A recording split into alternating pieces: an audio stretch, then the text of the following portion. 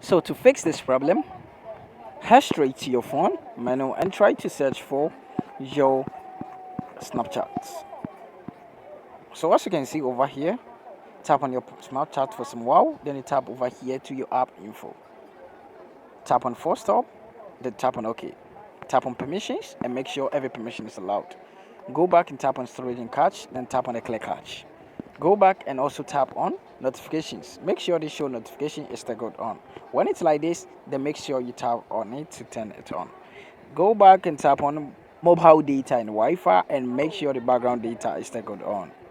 After doing this, what you have to do is to go to your phone menu again and tap on Google Play Store.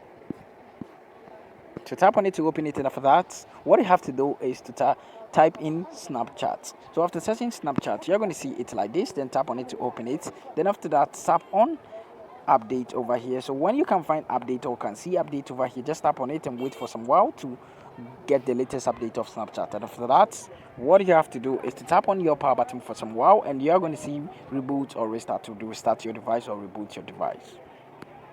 So tap on restart as you can see, then you tap on OK, and your phone is going to be restart and this problem is going to be fixed. Subscribe, like, and also share this video with your friends. See you in the next one. Thanks for watching this video, and also thanks once again for clicking this video.